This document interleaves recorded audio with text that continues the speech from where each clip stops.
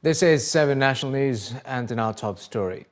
Upon the directives of President His Highness Sheikh Khalifa bin Zayed Al Nahyan and instructions issued by His Highness Sheikh Mohammed bin Zayed Al Nahyan, the Crown Prince of Abu Dhabi and Deputy Supreme Commander of the UAE Armed Forces, the Emirates Red Crescent has allocated 300 million dirhams to scale up its relief operations and development programs in Yemen. Since January, the ERC has implemented humanitarian projects worth 79.75 million dirhams in Yemen. According to a report released by Emirates news agency WAM, the main UAE relief agency has maintained a strong presence on the Yemeni humanitarian aid scene ever since the crisis erupted and has worked in multiple ways to alleviate the humanitarian suffering of the Yemeni people.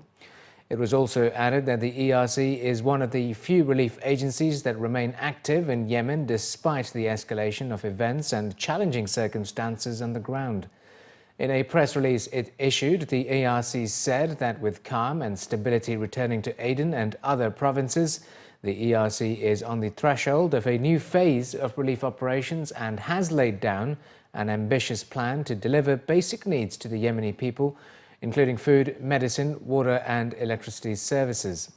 We have allocated an additional budget to fund these relief operations and developmental projects. Abu Dhabi Education Council has released the 2015-16 academic calendar for all the Emirates schools.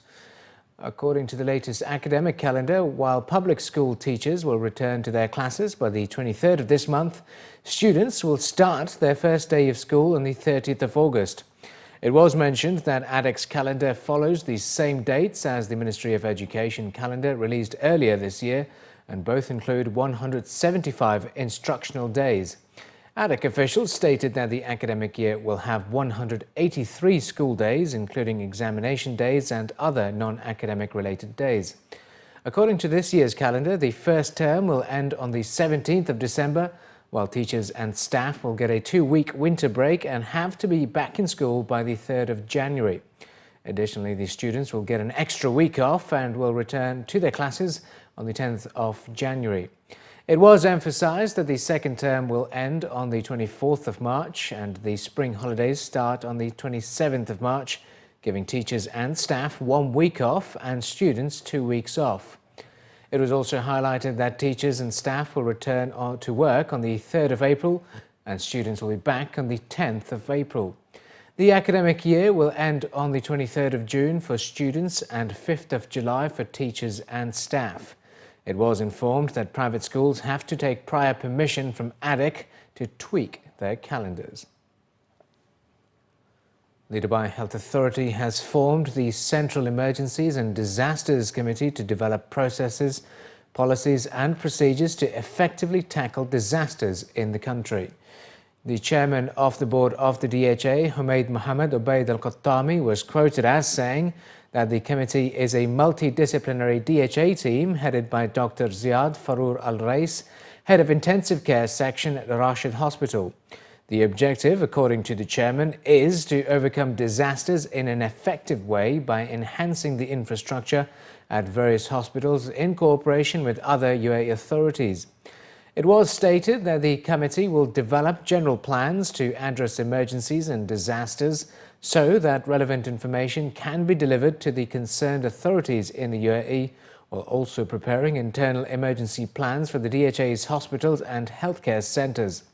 DHA officials informed that the committee will also plan an effective reporting system for epidemic and infectious diseases in the country. New Dubai police cameras have nearly tracked 21,000 reckless drivers in a month. That's according to a senior Dubai police official. The Commander-in-Chief of Dubai Police, Major General Khamis Matar Al-Mazina, was quoted as saying that the installation of advanced two-way speed cameras on accident-prone roads in Dubai greatly helped to reduce speed violations. The Dubai Police Chief added that cameras were installed on those roads which have been the scene of serious accidents over the past period, resulting in reducing road deaths by nearly 25% in the first half of this year. It was mentioned by the police chief that the installation of new cameras in the second half of 2015 is part of a traffic deterrence plan that also includes the deployment of police officers on congested roads that are more vulnerable to accidents, including Sheikh Zayed, Sheikh Mohammed bin Zayed and Emirates roads. It was stated that Dubai authorities are planning to implement more such measures to reduce traffic accidents on the roads. 30 companies have violated UAE's midday break law, that's according to the Ministry of Labour. Senior inspection officials stated that 27,000 visits were conducted between mid-June and the end of July this year for penalising those employers breaching the law. The Assistant Under-Secretary for Inspection Affairs, Maher Al-Obaid, was quoted in a newspaper as saying that apart from penalising the employers, inspectors also distributed brochures emphasising the importance of complying with the law.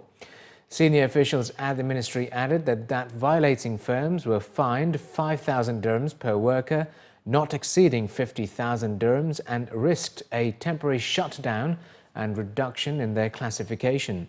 The law states that in some cases that require continuation of work during those periods for technical reasons, employers are obliged to provide cold drinking water, safety tools and materials, including salt, lemon and fresh salads. Established 11 years ago, the midday break law bans labourers from working on-site between 12:30 p.m. and 3 p.m. and calls for workers to be provided with shade during the break.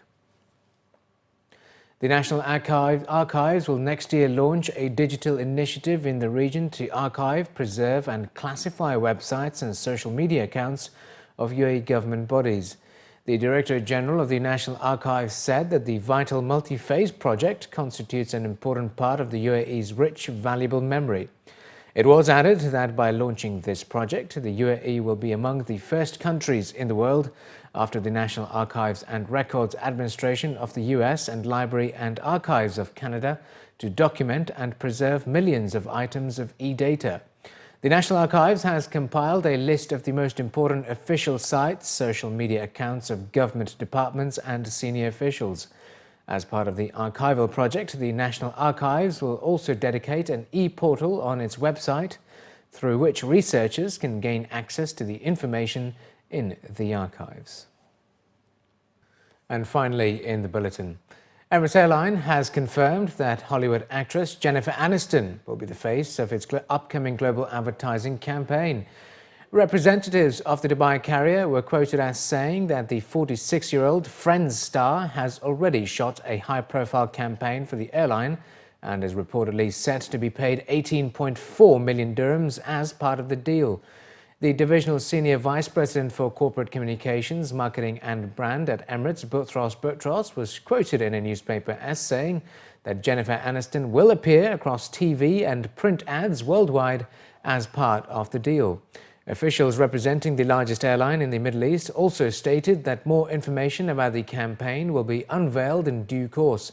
Emirates Airline has grown to its current status as one of the world's fastest-growing airlines, with 218 wide-bodied aircraft, including the world's largest fleet of Boeing 777s and A380s as of last year.